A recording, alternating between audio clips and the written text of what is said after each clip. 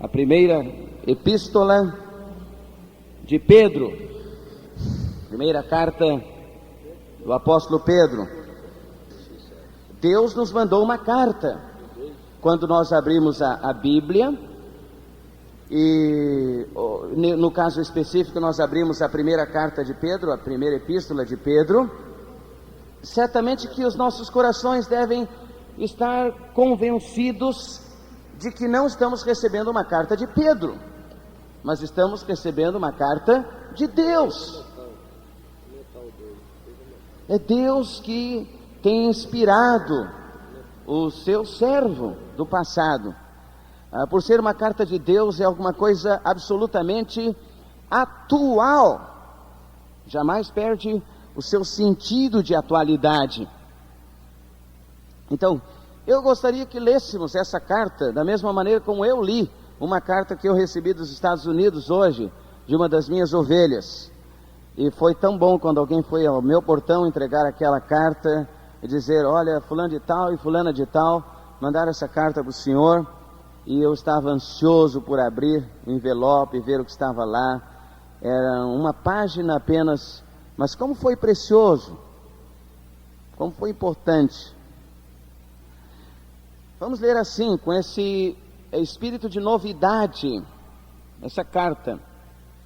Eu acho que um dos motivos porque às vezes nós nos distanciamos um tanto da palavra de Deus, nessa dinâmica do estudo diário da palavra, é porque nós deixamos de estar convencidos de que a palavra tem novidades para a nossa vida hoje. De alguma maneira o diabo nos convence de que isso é uma letra velha, desatualizada. E essa é uma coisa em que o diabo se tornou profissional, em pegar a palavra de Deus e dizer que não tem muita importância. O diabo fez isso lá no Éden, com as ordens que Deus deu a Adão e Eva. E o diabo disse: foi assim que Deus disse, e assim, assim, assim. E Eva disse: bem, foi isso, isso. E o diabo então disse: bom, mas não é bem assim, não é? Ele distorceu. E se o diabo conseguir convencer você de que a Bíblia é um livro antigo, que foi escrito há 2000 anos e que não tem muita novidade, então você vai se distanciar da palavra de Deus. A primeira Bíblia que Dwight Moody, aquele grande pregador, recebeu aos 18 anos de idade, ele a recebeu com uma dedicatória muito interessante, que merece a nossa reflexão. Na primeira página branca, a pessoa que lhe ofereceu a Bíblia escreveu essas palavras: Moody: ou este livro o afastará do pecado, ou o pecado o afastará deste livro. Uma das duas coisas vai acontecer. E eu gostaria que você fizesse uma reflexão: o que é que tem acontecido na sua vida? Você está afastado desse livro? Talvez isso possa ser explicado pelos cientistas do comportamento humano. Eles sabem, pelo estudo do comportamento humano, que uma pessoa que não quer ser confrontada com a verdade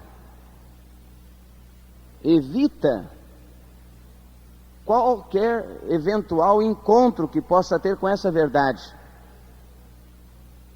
Uma pessoa que anda em erro geralmente não quer ser confrontada com a verdade, porque isso significa que a sua consciência vai ser confrontada e ela vai ter que tomar uma posição a bem do próprio bem-estar da sua consciência.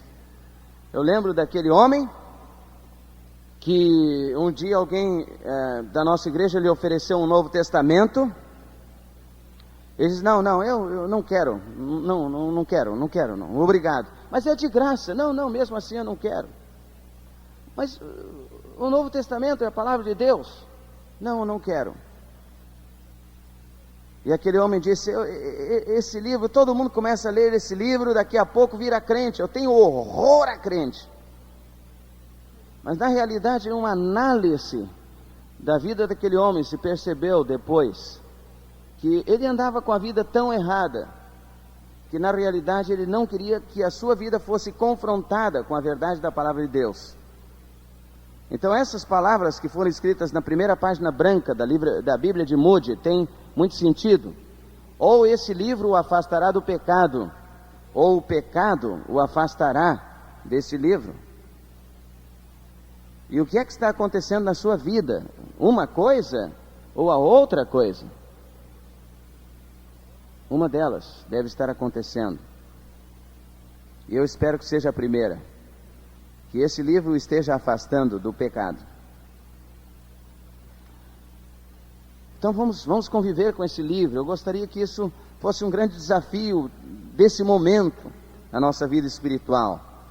Queria com os irmãos aí mergulhar nesse livro, não é?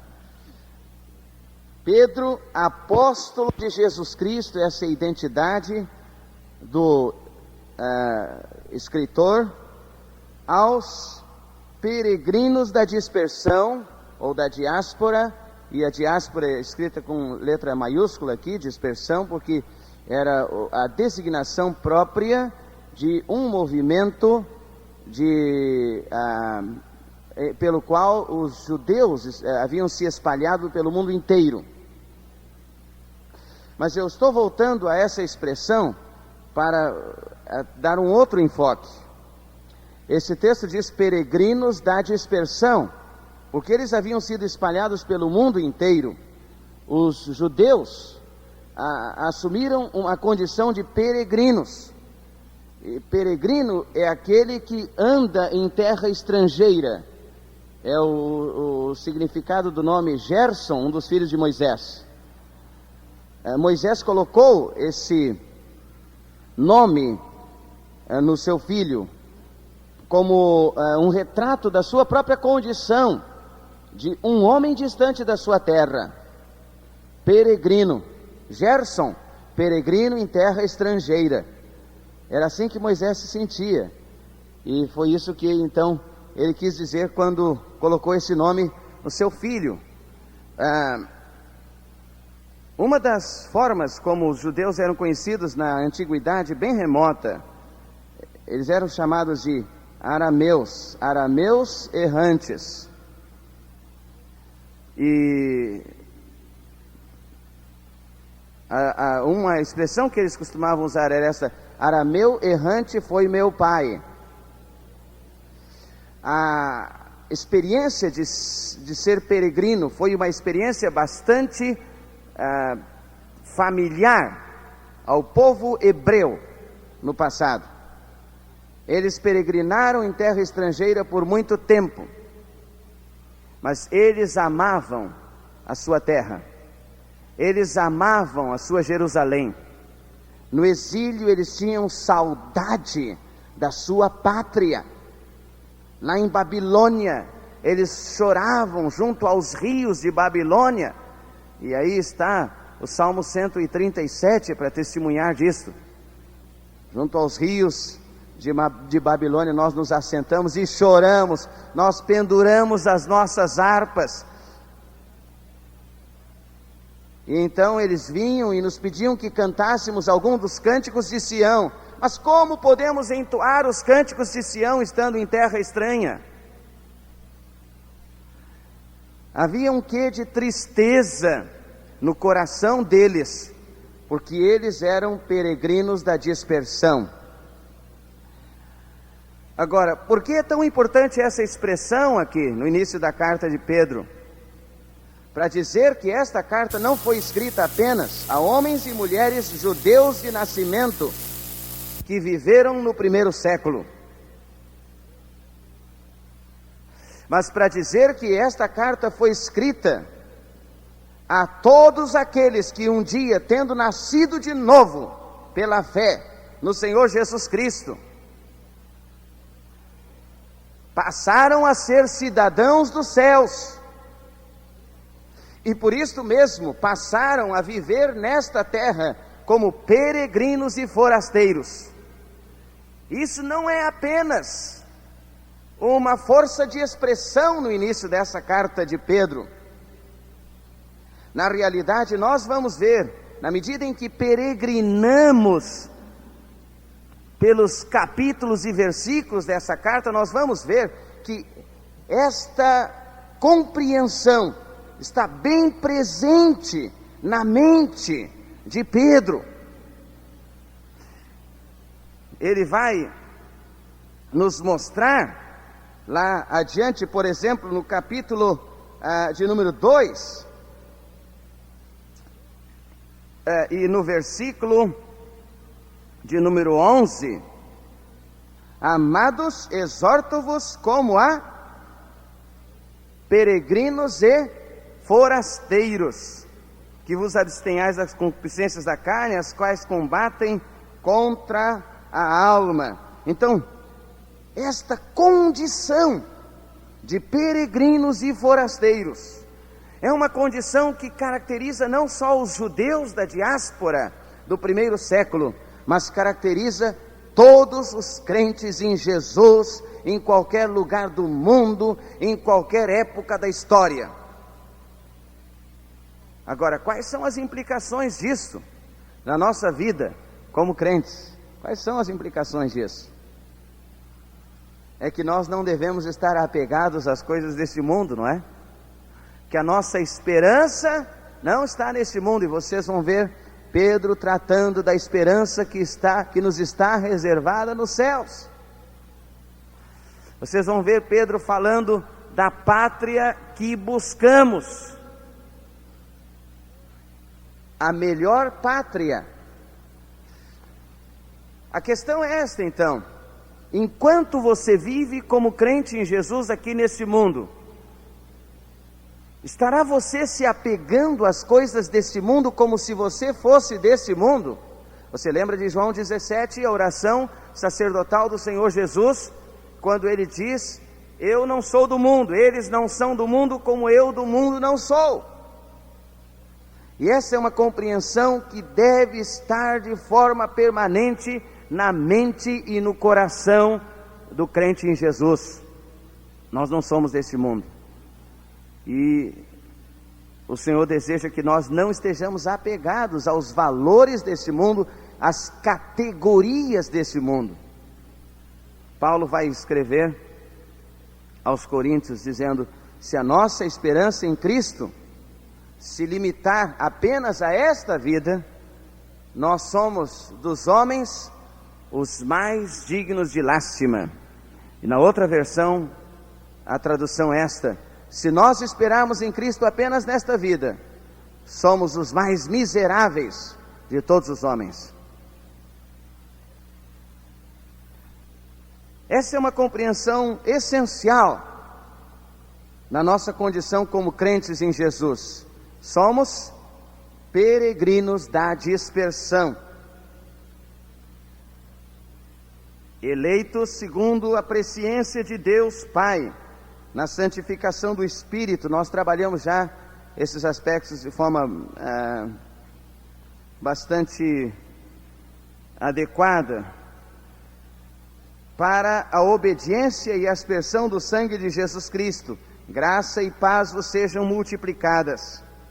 Bendito seja o Deus e Pai de nosso Senhor Jesus Cristo, que segundo a sua grande misericórdia nos regenerou para uma viva esperança pela ressurreição de Jesus Cristo dentre os mortos, para uma herança incorruptível, incontaminável e imarcessível. Incorruptível significa que não se corrompe, que não enferruja. É assim a nossa herança, não é? Está reservada para nós nos céus, na outra pátria, a nossa verdadeira pátria, não é? Incorruptível, quer dizer que não se corrompe. E o que mais? Incontaminável, quer dizer que não se contamina.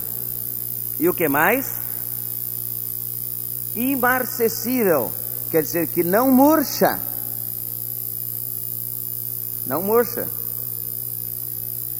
Você quer entender o que é isso? Quanto foi que você deixou na sua conta na sexta-feira antes do feriado prolongado lá no banco? Então, tantos cruzeiros. E na sexta-feira você dizia: até que eu estou com dinheirinho. E quando você chegou hoje lá na quarta-feira, que os supersticiosos dizem que é das cinzas, encontrou alguma coisa lá? O mesmo dinheirinho, só que era realmente um dinheirinho bem menorzinho, não é? Ele não valia mais o que valia na quarta-feira. Ainda mais que o banco funcionou hoje só do meio-dia às 3, não deu nem tempo de ir lá pegar aquela fila toda. Alguém desistiu, só vai pegar amanhã, se pegar, não é? E amanhã ele vai valer menos ainda. Ele não é imarcessível, ele murcha. Cada dia que passa vai murchando, seca-se erva, não é? Mas a nossa herança não é assim, alguma coisa que murcha, mas é alguma coisa que aumenta, que cresce cada dia, amém? Para uma viva esperança pela ressurreição de Jesus Cristo, para uma herança incorruptível, incontaminável e imarcessível, reservada nos céus para vós. E Pedro então trata da nossa pátria celestial, que pelo poder de Deus sois guardados, mediante a fé, para a salvação que está preparada para se revelar no último tempo. E o último tempo é um termo de significação escatológica, é um termo que tem um significado na teologia, que traduz o tempo da definição final de todas as coisas, quando o Senhor Jesus vai voltar e vai definir de forma final o destino dos homens, estabelecer definitivamente, eternamente a sua justiça. Pedro vai tratar de justiça como uma coisa que ainda não existe aqui nesta terra onde nós vivemos, mas ele fala da pátria celestial, onde habita o quê? A justiça.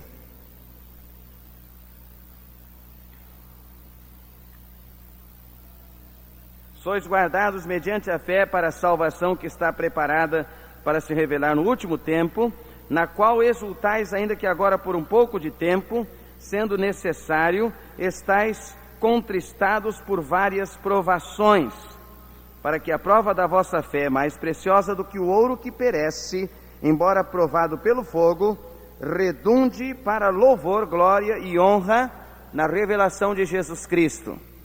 Ora, se você vai continuar lendo essa carta de Pedro, você vai perceber que Pedro escreve, a essência da sua mensagem é sobre a salvação e os sofrimentos que acompanham a salvação. Ele fala das provações e dos problemas que os crentes enfrentam, perseguições, incompreensões, maus tratos, acusações falsas e tantas outras coisas. Ele trata nessa primeira epístola. Nós vamos ver daqui a pouco. A quem sem o terdes visto, quer dizer, Jesus Cristo, que será revelado, e essa palavra que está no finalzinho do versículo 7, é revelação de Jesus Cristo, é Apocalipse, isto é, alguma coisa que estava escondida, mas que foi revelada e que agora todos podem conhecer pela fé.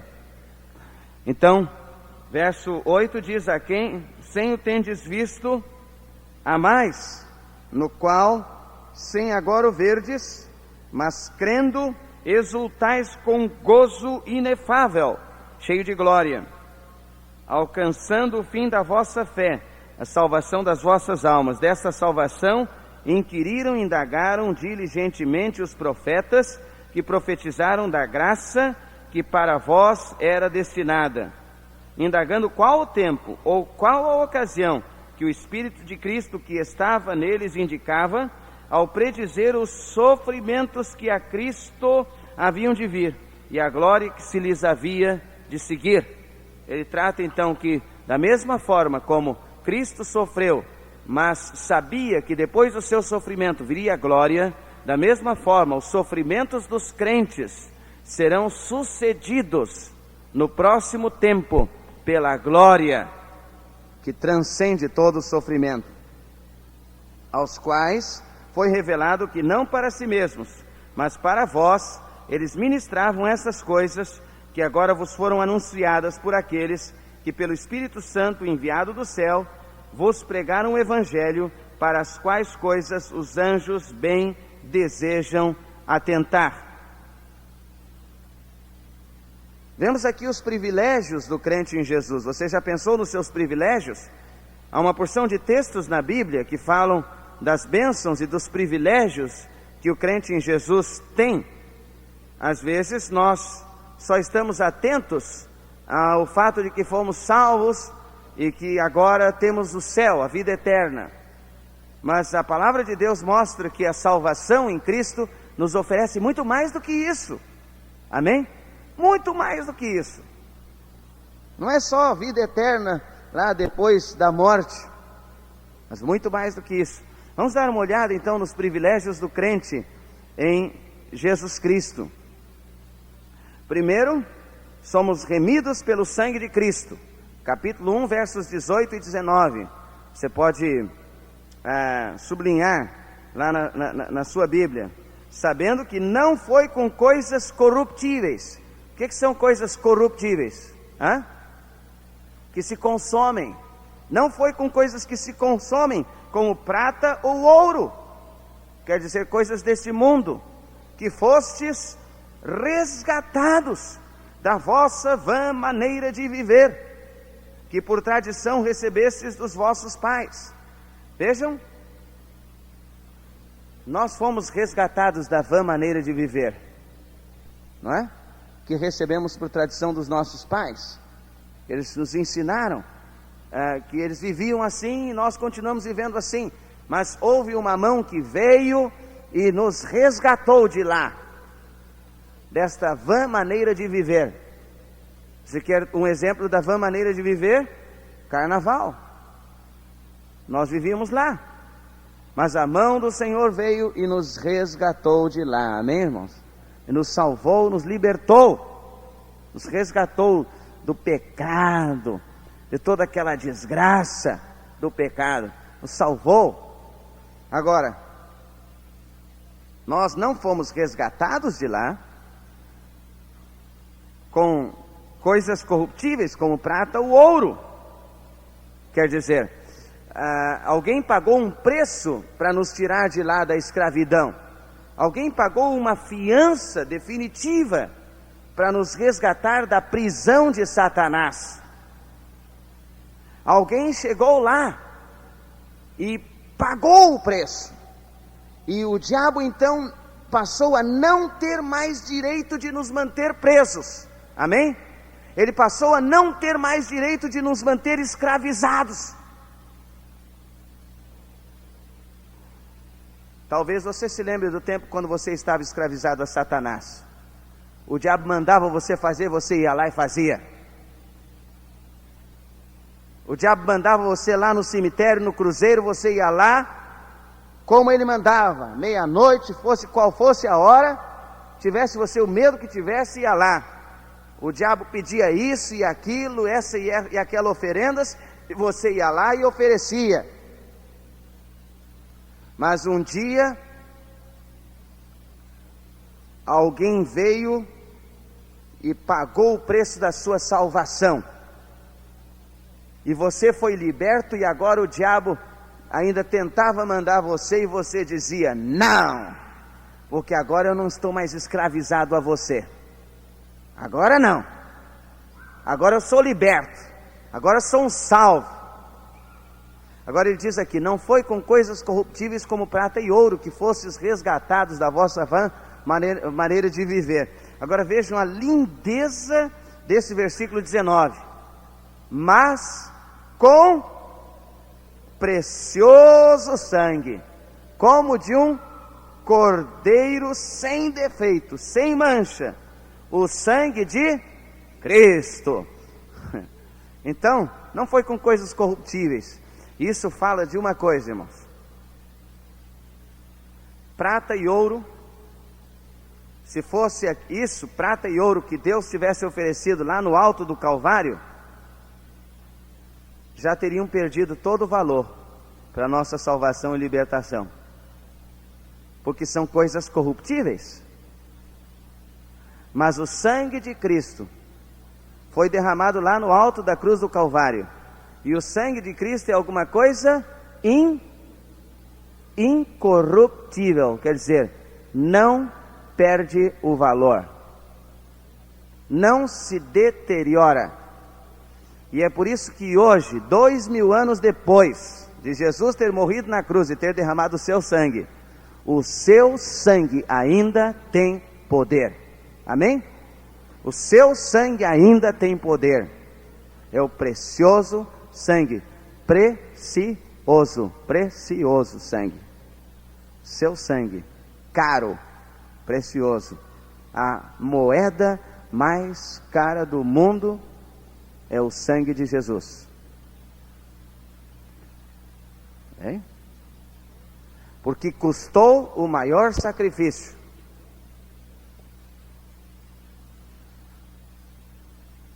E porque compra a coisa mais cara do mundo.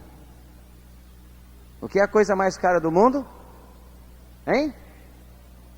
Uma alma. Uma alma vale mais que o mundo inteiro. A sua alma vale mais que o mundo inteiro. A minha alma vale mais que o mundo inteiro. A alma de qualquer pessoa no mundo vale mais que o mundo inteiro. Não interessa se é uma pessoa rica, não interessa se é uma pessoa pobre, se é culta ou se não tem letras. Não interessa se é uma pessoa importante, famosa, ou se é uma pessoa que está escondida lá no rincão mais distante do Brasil.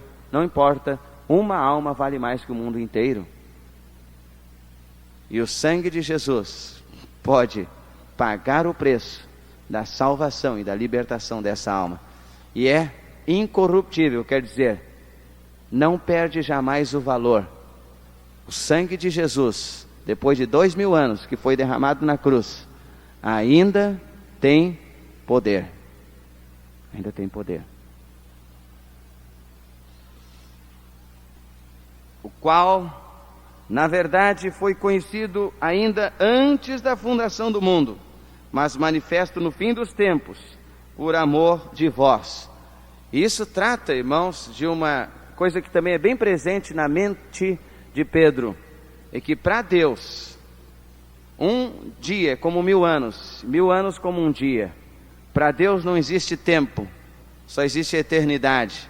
Para Deus não existe ontem, amanhã, hoje, nada disso. Portanto, só existe a eternidade para Deus. E a afirmação insistente da palavra de Deus é que antes da fundação do mundo, Jesus Cristo já estava sacrificado. O seu sangue já tinha valor. E é por isso que mesmo aqueles que viveram antes de Cristo e que creram nele, e creram na promessa de Deus, de que mandaria um Salvador, podiam ser salvos, porque o sangue de Cristo tem poder eternamente. E aquele 8, o símbolo de infinito, tanto para trás quanto para frente, tem poder. Jesus Cristo é o mesmo, ontem, hoje e eternamente. E Ele pode salvar você hoje também. Ele pode salvar você hoje. Que por Ele credes em Deus, vós que por Ele credes em Deus, que o ressuscitou dentre os mortos, e lhe deu glória, de modo que a vossa fé e esperança estivessem em Deus. Já que tendes purificado as vossas almas, na obediência à verdade, que leva ao amor fraternal não fingido, de coração amai-vos ardentemente uns aos outros.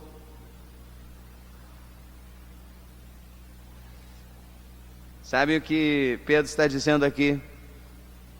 Ele está dizendo: olhe para o seu irmão, olhe para a sua irmã. Ele foi resgatado pelo sangue de Cristo. Ele tem um valor incalculável. Abrace-o, ame-o, porque ele foi resgatado pelo sangue de Cristo. Não o despreze, não faça pouco caso dele, porque Deus não o desprezou e não fez pouco caso dele. Se Deus esteve disposto a pagar um preço tão alto por ele, o sangue de Cristo, você não tem direito de desprezá-lo. Ame-o. E Pedro ainda diz: amai-vos ardentemente uns aos outros.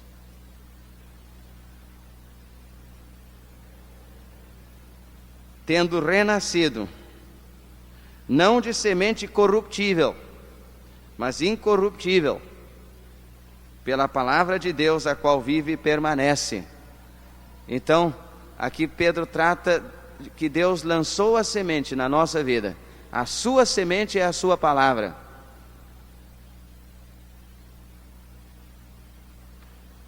E nos fez renascer em Cristo. Então ele vai citar um texto de Isaías 40, verso 8. Porque toda a carne é como a erva, e toda a sua glória como a flor da erva. Secou-se a erva e caiu a sua flor, mas a palavra do Senhor permanece para sempre. Isso está tratando do fato de que a palavra do Senhor é imarcessível, e é porque a palavra do Senhor não murcha, que ela garante eternamente a nossa salvação, e todos os compromissos e todas as promessas de Deus para nós. E então ele termina esta secção: e esta é a palavra que vos foi evangelizada. E essa expressão evangelizada significa alguém trouxe uma boa notícia para você. A palavra evangelho significa boas novas. Evangelium, boas novas. Alguém trouxe uma boa notícia para você. E essa boa notícia é da palavra de Deus, é a própria palavra de Deus. E quando você abre os seus ouvidos e o seu coração para essa boa notícia de Deus e acredita nessa boa notícia, que é Jesus Cristo, a salvação que Deus oferece, a semente de Deus então brota e renasce em você, promovendo uma salvação que jamais vai murchar, porque a palavra de Deus jamais vai murchar.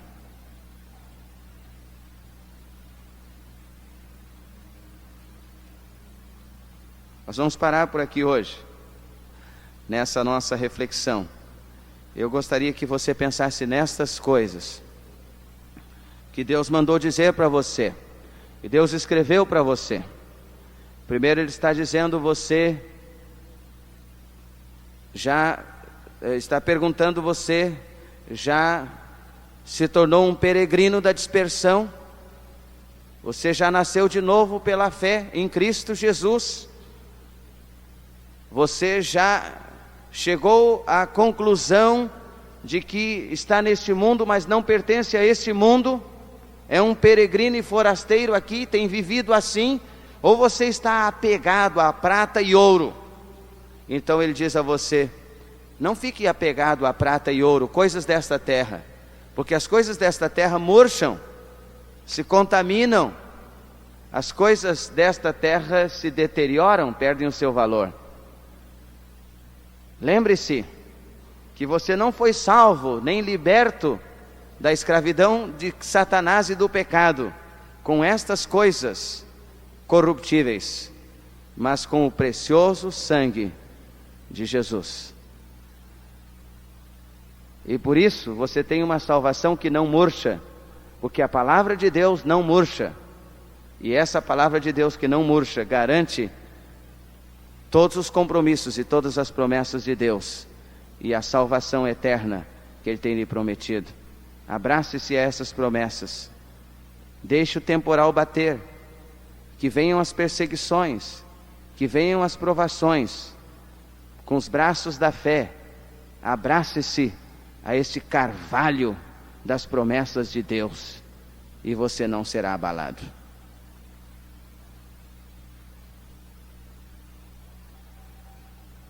Gerson, peregrino em terra estrangeira, é isso que somos, Gersons. Vamos viver desse jeito.